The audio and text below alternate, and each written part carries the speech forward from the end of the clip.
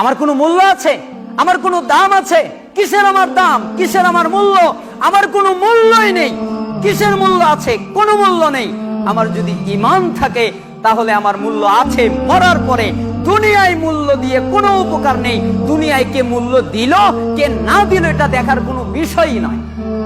এজন্যই তো রাসূলুল্লাহ সাল্লাল্লাহু আলাইহি ওয়াসাল্লাম ইবনে উমারকে ডাক দিলেন, আসো তুমি এদিকে। আসার পরে ইবনে উমারের হাতে এভাবে হাত রাখলেন, কাঁধে রেখে বললেন, হে ইবনে উমার, তোমাকে আমি বলছি।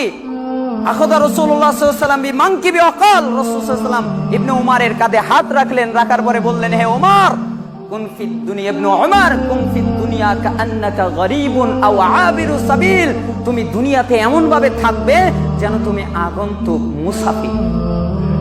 তোমাকে দেখে যেন মনে হয় না তুমি রাজা, তোমাকে দেখে যেন মনে হয় না তুমি ক্ষমতাশীল, তোমাকে দেখে যেন মনে হয় না তোমার অনেক পাওয়ার।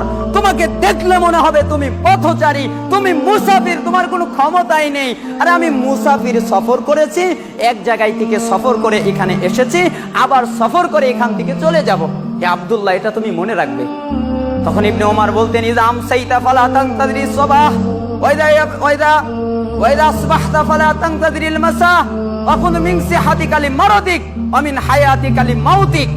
তখন ইবনে ওমর বলতেন, হে লোক শোনো, তুমি যখন সন্ধ্যায় উপনীত হও তখন আর সকালের অপেক্ষা করো না।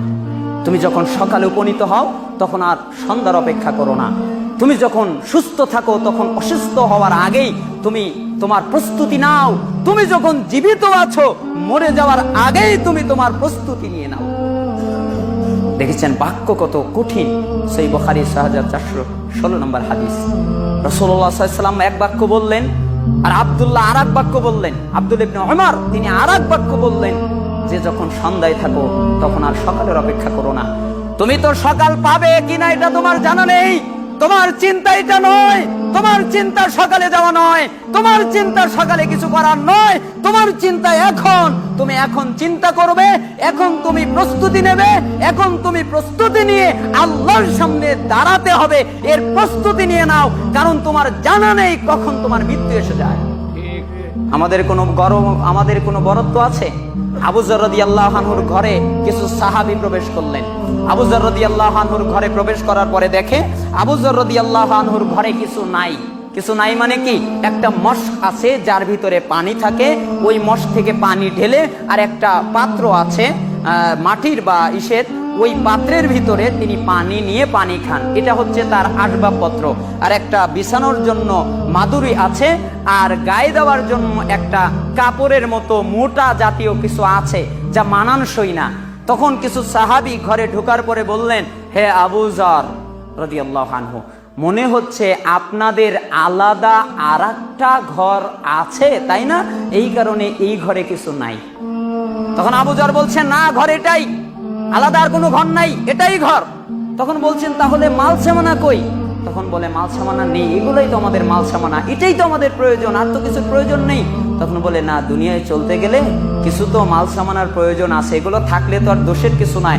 তখন আবু যর রাদিয়াল্লাহু আনহু বলছেন, হে সাহাবীরা শোনো, যে এই ঘরের মালিক, ওই মালিক নোটিশ দিয়ে দিছেন আমাকে নোটিশ দিয়ে দিছেন, হে আবু যর, যখন তখন তোমাকে ঘর ছাড়তে হবে, তোমার ঘরে থাকার অনুমতি নাই। যখন তখন, কোনো সময় দেওয়া হয় নাই, যখন তখন তোমাকে ঘর ছাড়তে হবে।